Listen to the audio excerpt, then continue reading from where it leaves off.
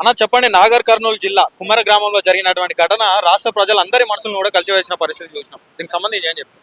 రాష్ట్ర ప్రజలందరి మనసును కలిచివేసింది నిజమే, కానీ రాష్ట్ర ముఖ్యమంత్రికి మాత్రం కనీస కనికరం రావట్లేదు. ఇప్పటి వరకు నోరు విప్పట్లేదు, కనీసం స్పందించట్లేదు. ఆయన పుట్టిన జిల్లా నాగర్ కర్నూలు జిల్లా, తన సొంత జిల్లాలో ఈ ఘటన జరిగిన ముఖ్యమంత్రి కానీ ప్రభుత్వ యంత్రాంగం కానీ కదిలినట్టు లేదు. పైగా ఆ పోలీసు అధికారుల యొక్క పాత్ర చూస్తే ఆ హంతకులందరికీ రక్షణ కల్పించి బాధితులకు అన్యాయం చేసేటువంటి పద్ధతులలో ఉంది. అందుకని ఈరోజు రాష్ట్రంలో ఎవరైనా చూసినా అయ్యో పసిబిడ్డను చంపారా, వాళ్ళేమైనా మనుషుల పశువుల ఇంత మూర్ఖంగా వ్యవహరిస్తారా, వాళ్ళు మానవ మృగాల్లా మారిపోయారని చెప్పి ప్రతి పౌరుడు ప్రతి ఒక్కరు అంటా ఉంటే ప్రభుత్వంలో చలనం లేదు. బాధితుల మీద కేసు పెట్టారు, 324 సెక్షన్ కింద కేసు పెట్టారు. బాధితులే వాళ్ళ మీద దాడి చేసినట్టు కేసు పెట్టారు. పసిబిడ్డను చంపేస్తే మహిళల పైన తాకరాని చోట్ల తాకి కాళ్ళతో తన్ని దౌర్జన్యం చేసి వాళ్ళ జాకెట్లను చింపడానికి ప్రయత్నం చేసి 2 నెలల పసిబిడ్డను ఫుట్బాల్తో తన్నినట్టు తన్ని తొక్కిసలాట్లో చనిపోతే వాళ్ళ మీద హత్యానేరం కింద కేసు నమోదు చేయకుండా అటెంప్ట్ మర్డర్ కేసు పెట్టారు. మేము చెప్పదలుచుకుంది ఏంటంటే పసిబిడ్డ చనిపోకుండా ఉండి దాడి జరిగితేనో అటెంప్ట్ మర్డర్ కేసు రైట్. పసిబిడ్డ ప్రాణాలు గాలిలో కలిసిపోయిన తర్వాత కూడా హత్య జరిగిన తర్వాత హత్యానేరం కింద పెట్టకుండా పోలీసులు అనుసరిస్తున్నటువంటి వైఖరి ఆ హంతకులందరి కాపాడడానికి ప్రయత్నం జరుగుతుంది. డిఎస్పీ అక్కడ ఉన్నటువంటి బుర్రి శ్రీనివాస్, అట్లాగే సిఐ అశోక్ రెడ్డి, అట్లాగే ఎస్ఐ గోవర్ధన్, ఈ ముగ్గురి పాత్ర చూస్తూ ఉంటే ఈ చట్టాన్ని మొత్తం ఉల్లంఘించేటువంటి పద్ధతులలో ఉంది అనేటువంటిది స్పష్టంగా అర్థమవుతున్నది. వాళ్ళు ఏంటి, హత్యానేరం కింద పెట్టాలి, 8 మంది పేర్లు వీళ్ళు రాసిస్తే 4 పేర్లు మాత్రమే నలుగురిని మాత్రమే అరెస్ట్ చేశారు. అందులో 3 చేసి ఒకరిని అబ్స్కానింగ్ లో చూపించారు. 8 మందిని రిమాండ్ చేయాలని చెప్పి మేము డిమాండ్ చేస్తా ఉన్నాం. హంతకులు ఎంతటి వారైనా కానీ చట్టం ముందు అందరూ సమానులే. మా అన్నదమ్ములతో గొడవపడ్డా కానీ ఎవరిది న్యాయం అయితే వాళ్ళ తరపునే ఉంటా అని ముఖ్యమంత్రి గారు అన్నారు. మరి ఇప్పుడు ఇందులో న్యాయం రెడ్లది అనిపిస్తుందా? పసిబిడ్డ హత్య జరిగినటువంటి సందర్భంలో బాధితులు అయినటువంటి రజకులు, దళితులు వీళ్ళకి న్యాయం అనిపిస్తుందా? హత్య చేసినటువంటి రెడ్లది న్యాయం అనిపిస్తుందా? ముఖ్యమంత్రి గారే జవాబు చెప్పాలని చెప్పి నేను కోరుతున్నాను. ఇది ఒక అమానవీయమైనటువంటి ఘటన, పసిబిడ్డను చంపినటువంటిది. రాష్ట్రంలో రాజకీయ పార్టీలు కూడా చాలా ఉన్నాయి. ఇప్పుడు బీజేపీ పార్టీ ఉందనుకోండి, వాళ్ళకి సంబంధించిన అనుయాయులు సోషల్ మీడియాలో చాలా, కొన్ని యూట్యూబ్ ఛానల్స్ అయితే విద్వేషాలను రెచ్చగొట్టే విధంగానే ఉంటా ఉన్నాయి. ఇటీవల మేడారం సమ్మక్క సారలమ్మ జాతరలో ఎవరో కోవా బన్ను ఒక ముస్లిం అమాయకమైనటువంటి పేదవాడు అమ్ముకుంటున్నాడు అని చెప్పేసి ఆయన ఏదో విద్వేషం రెచ్చగొట్టడానికి దాంట్లో ఉమ్మేసిండనో లేకపోతే కలుషితమైన చేసిండనో ఆ పద్ధతులలో ఆయన మీద దౌర్జన్యం చేశారు కదా. మరి ఇక్కడ చంపినటువంటి రెడ్డిస్ అందరూ ముస్లింలు కాదు, క్రైస్తవులు కాదు కదా. మరి ఎందుకని వాళ్ళ తరపున, బాధితుల తరపున, చచ్చిపోయిన పసిబిడ్డ తరపున వస్తుందా మీ సోషల్ మీడియా, మీ యూట్యూబ్ ఛానల్? లేదా చంపినటువంటి హంతకుల కొమ్ము కాస్తావా తేల్చాలి కదా. ఇవన్నీ ఎందుకు జరుగుతున్నాయి? విద్వేషాలు రెచ్చగొట్టేటువంటి వాళ్ళు ఈ మధ్యలో సోషల్ మీడియాలో పెరుగుతున్నారు.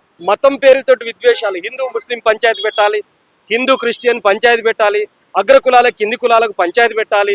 ఈ పంచాయతీలు పెట్టాలనేటువంటి చెప్పేటువంటి వాళ్ళ సంఖ్య పెరుగుతుంది రాష్ట్రంలో. మీరు చిరంజీవి స్వామి లాంటి వాళ్ళు ఈ కులాలు ఇట్లాగే ఉండాలండి, ఎవరు చేసే పని వాళ్ళే చేయాలని చెప్పేసి హితబోధ చేస్తున్నటువంటి పరిస్థితి ఉంది. ఓ పెద్ద అర్చకుడు, పెద్ద పూజారీనా అనేటువంటి పద్ధతులలో గౌరవిస్తూ ఉంటే ఆ గౌరవం పేరు మీద మనుషుల్ని ముక్కలు చేసేటువంటి వైపు, కుల అసమానతల్ని కొనసాగించాలనేటువంటి వైపుగా పనిచేస్తూ ఉంది.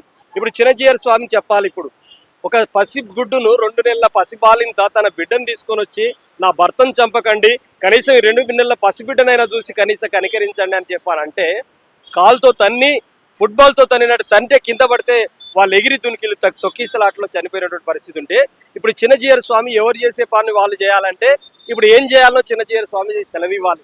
చాలా మంది లలిత్ కుమార్లని, వంకర, అది సుంకర, మౌనిక అని ఇట్లా రకరకాల వస్తున్నారు కదా. మీరు రాధా మనోహర్ లాంటి వాళ్ళు, వీళ్ళందరూ జవాబు చెప్పాలి. ఒక అగ్రకుల హిందువు కింది కుల హిందువును చంపినా మీ ధర్మం అగ్రకులాల తరపున నిలబడుతుందా? ఈ దేశంలో శ్రమజీవులకు ఉన్నటువంటి వాళ్ళు, అట్టడుగు పొరల్లో జీవిస్తున్నటువంటి రజకులు కానీ, దళితులు కానీ సంపద సృష్టికర్తలు వాళ్ళు. ఆ సంపద సృష్టికర్తల మీద అమానుష్యమైనటువంటి దౌర్జన్యాలు ఇవన్నీ జరుగుతూ ఉంటే మీరు ఎవరి తరపున నిలబడతారో చెప్పండి అని చెప్పి నేను అడుగుతున్నాను. రామచంద్రరావుది కూడా బీజేపీ రాష్ట్ర అధ్యక్షుడు అదే జిల్లా, కనీసం అక్కడ ఈ పర్యటనకు పోలే బీజేపీ నేతలు. అదే ఇంత ఘటన జరిగి ఇన్ని రోజులైనా మీరు స్పందించట్లేరు, ఎవరి కోసం స్పందించట్లేరు. ఇట్లాంటి ఘటనలు జరిగినప్పుడు మీ అడ్రస్ ఎక్కడ అనేటువంటిది నేను అడుగుతున్నాను. అందుకనే చాలా స్పష్టంగా ఒకవైపున ముఖ్యమంత్రి బాధితులకు అన్యాయం చేసేటువంటి పద్ధతులలో వ్యవహరిస్తున్నాడు, అట్లాగే పోలీసు యంత్రాంగం కూడా వాళ్ళ కొమ్ముగాస్తుంది, హంతకుల్ని కాపాడేటువంటి పని జరుగుతూ ఉంది. బాధితులకు జరిగినటువంటి అన్యాయం, పసిబిడ్డను మళ్ళీ తిరిగి తీసుకురాలేం, కానీ ఆ కుటుంబానికి జరగాల్సిన న్యాయం గురించి అయితే ఆలోచించాలి. అట్లా ఆలోచించాల్సి వచ్చినప్పుడు 8 మందిని తక్షణమే రిమాండ్ చేయాలి. హత్యా నేరం కింద 103 సెక్షన్ పెట్టాలి. అదేవిధంగా ఆ కుటుంబానికి 5 ఎకరాల భూమి ఇవ్వాలి. ఈరోజు పసిబిడ్డను ఆ బిడ్డ బతుకుంటే కలెక్టరే అవును, లాయరే అవును, డాక్టరే అవును, ప్రొఫెసరే అవును. కాబట్టి ఆ మౌనిక కులాంతర పెళ్లి చేసుకున్నది. వాస్తవానికి దౌర్జన్యం జరగడానికి మూల కారణం కులాంతర పెళ్లి చేసుకొని ప్రశ్నిస్తున్నారు, ఎందుకు ఇవ్వాలి మీకు 100 రూపాయలు, దైవ దర్శనానికి మీరెవరే అడ్డు అనేటువంటి పద్ధతులలో ఉన్నారు వాళ్ళు. కాబట్టి ప్రశ్నించిన నేరానికి ఆ కుటుంబంలో ఇద్దరిది కులాంతర వివాహం కావటం వల్ల ఈ ఘాతుకం జరిగింది. ఇప్పుడు కులాల కుట్రలతో అభం శుభం తెలియనటువంటి ఒక 2 నెలల పసికందు బలైంది. మరి దీనికి సంబంధించి లేదా ఇంట్లో అగ్రకుల ఆధిపత్యం కొట్టొచ్చినట్టు కనిపెడుతుంది. అగ్రకుల ఆధిపత్యం ఎందుకు వస్తుందంటే వాళ్ళకు భూమి రీత్యా ఆర్థికంగా సంపన్నులు కావటం, సామాజికంగా మాది పెద్ద కులం అనేటువంటి అహంభావం ఉండటం. ఒకవైపున ఆధిపత్యం, మరొక వైపు అహంభావంతో కూడినటువంటి అగ్రకుల ఆధిపత్యం నిమ్న కులాలని, వీళ్ళకంటే నోరు లేని వాళ్ళు, అమాయకులు, కేవలం ఓటర్లు మాత్రమే, వాళ్ళు 4 పైసలు ఇస్తే ఓట్లేసేటువంటి వాళ్ళు తప్ప వాళ్ళతోటి ఏమైంది మాకు అనేటువంటి ఒక అహంభావం. మీ అగ్రకుల ఆధిపత్యానికి ఒక 2 నెలల పసిగుడ్డుని మీరు బలి చేశారు, హత్య చేశారు, నులిమేశారు. ఇట్లాంటి ఘాతుకం జరిగింది. దీన్ని ప్రతి పౌరుడు కులాలకు మతాలకు అతీతంగా రెడ్డి సామాజిక తరగతిలో ఉన్న మానవత్వం ఉన్నటువంటి వాళ్ళు కూడా ఖండించాలని చెప్పి నేను కోరుతున్నాను. ఇలాంటి ఘటనలు రాష్ట్రంలో జరగకుంటుండాలి. రాష్ట్రంలో చాలా జరుగుతున్నాయి. మీరు తెలంగాణ రాష్ట్రంలో 143 కుల దురహంకార హత్యలు జరిగినాయి. ఈ తెలంగాణ రాష్ట్రంలో 200 జిల్లాల్లో సాంఘిక బహిష్కరణ జరుగుతున్నాయి. మరి ఉత్తర తెలంగాణ నిజామాబాద్, కామారెడ్డి, అదేవిధంగా జగిత్యాల, నిర్మల్ ఈ జిల్లాల్లో సాంఘిక బహిష్కరణలు వీడీసీల పేరు మీద జరుగుతున్నాయి. దమ్ముంటే రేవంత్ రెడ్డి గారికి ఒక రాజ్యాంగేతర శక్తిగా నడుస్తున్నటువంటి వీడీసీల్ని మొత్తం నిషేధించడానికి చర్యలు తీసుకోమని చెప్పి నేను కోరుతున్నా. 80 సంవత్సరాల స్వతంత్ర భారతదేశంలో ఈ అంటరానితనం, అంటచబిలిటీ ఇంకా ఎందుకు ప్రారంభలేకపోతున్నారంటే ఏం చెప్తారు? చట్టాల్ని అమలు చేయటంలో అధికార యంత్రాంగం, పాలక పార్టీలు అనుసరిస్తున్నటువంటి వైఖరే దీనికి కారణం. ఈరోజు SC/ST అత్యాచార నిరోధక చట్టం 1989లో వచ్చింది. ఆ చట్టాన్ని పరిపుష్టంగా అమలు జరగట్లేదు. దాంట్లో కూడా దాన్ని నిర్వీర్యం చేసేటువంటి కుట్ర చేస్తున్నారు. 41 CRPC ప్రకారంగా స్టేషన్ బెయిల్ ఇచ్చేందుకోసం దాంట్లో సవరణలు తెచ్చారు చట్టంలో.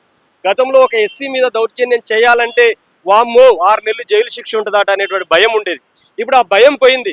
ఏమైనా లేకనే పోలీస్ స్టేషన్ నుంచే స్టేషన్ బెయిల్ వస్తుంది అనేటువంటి పేరు మీద ఈ దౌర్జన్యాల సంఖ్య పెరుగుతుంది, చాలా దారుణంగా పెరుగుతుంది. దేశంలో NCRB లెక్కలు వస్తున్నాయి. మీరు చూస్తే నేషనల్ క్రైమ్ రికార్డ్ బ్యూరో ఒక రోజుకి 10 మంది మీద అత్యాచారంకి గురవుతున్నారు దళిత మహిళలు. రోజుకు ఒక వ్యక్తి హత్య గావింపబడుతున్నారు. ఒక 5 ఏళ్లలోనే 6 లక్షలకు పైచిలుకు ఘటనలు జరిగినాయి. అంటే 5 ఏళ్లలో, అంటే ఒక నెలకు 1,20,000 చొప్పున ఘటనలు జరుగుతూ ఉన్నాయంటే మీరు అర్థం చేసుకోండి. ఈ చట్టాలు ఉన్నప్పటికీ కూడా ఇది అగ్రకుల పెత్తందారులకి ఉపయోగపడుతున్నాయి. ఆ చట్టాల్ని అట్టడుగు వర్గాలకు ఉపయోగపడే విధంగా పాలక వర్గాలు ప్రయత్నం చేయాలి. అట్లా చేయనంత కాలం అట్టడుగు వర్గాలకు రాజ్యాంగం చాలా గొప్ప అవకాశాలని, హక్కుల్ని కల్పించింది. ఆ హక్కులన్నింటినీ నిర్వీర్యం చేసి హక్కులన్నింటినీ కాలరాసేటువంటి పని పాలక వర్గాలు చేస్తున్నాయి. ఇప్పుడు పాలక వర్గాల చేతిలో న్యాయస్థానాలు నడుస్తున్నాయి అంటారా? పాలక వర్గాల చేతుల్లో చట్టాలను అమలు చేయాల్సినటువంటి పోలీసు, బ్యూరోక్రసీ, అదేవిధంగా న్యాయస్థానాలు అన్ని కూడా ఈరోజు పాలక వర్గాలకు చుట్టాలుగా మార్చేస్తున్నటువంటి పరిస్థితి ఉంది. అందువల్లనే ఈ ఘాతుకాలు జరుగుతున్నాయి అనేటువంటిది స్పష్టంగా మనం అర్థం చేసుకోవచ్చు. ఏం చెప్తారు మరి ఆ కులహంకార శక్తులకు ఏం చెప్పదలుచుకున్నారు? కుల అహంకార శక్తుల్ని ప్రభుత్వముతో పాటు పౌర సమాజం కూడా అలాంటి వాళ్ళని తిరస్కరించాలి. ఆ ఊరు నుంచి ఆ మిగతా రెడ్డిలే పసిబిడ్డను చంపినటువంటి ఇట్లాంటి మూర్ఖులు, ఇట్లాంటి క్రూరులు, ఇట్లాంటి మానవ మృగాల్ని మా ఊరు నుంచి మేము సోషల్ బైకాట్ చేస్తాం, సాంఘిక బహిష్కరణ చేస్తామని చెప్పి ఆ రెడ్డి సామాజిక తరగతిలో ఉన్నటువంటి మానవత్వం ఉన్నటువంటి వాళ్ళందరూ బయటికి రావాలి. ప్రభుత్వం వాళ్ళ మీద రిమాండ్ చేయాలి, యావజ్జీవ కారాగార శిక్ష విధించాలి, బెయిల్ రాకుండా చూడాలి, ఇంకోసారి ఇంకో బిడ్డ బలి కాకుండా చూడాలంటే చట్టం పకడ్బందీగా అమలు జరగాల్సిన అవసరం ఉంది. ఆ చట్టాన్ని అమలు చేయాలంటే అధికార పార్టీ అండదండగా నిలబడాలి. చట్టాన్ని ఉల్లంఘించడానికి అధికార పార్టీ అండదండలు ఉండకూడదు. చట్టాన్ని పటిష్టంగా అమలు చేయడానికి అధికార పార్టీ అండదండలు ఉండాలి. అందుకనే పోలీసు రాష్ట్ర DGP గారికి నేను తెలియజేస్తా ఉన్నాను, పోలీసు వ్యవస్థ మీద అప్రతిష్ట వస్తే DGP దాకా అంటుకునేటువంటి అవకాశం ఉంటుంది.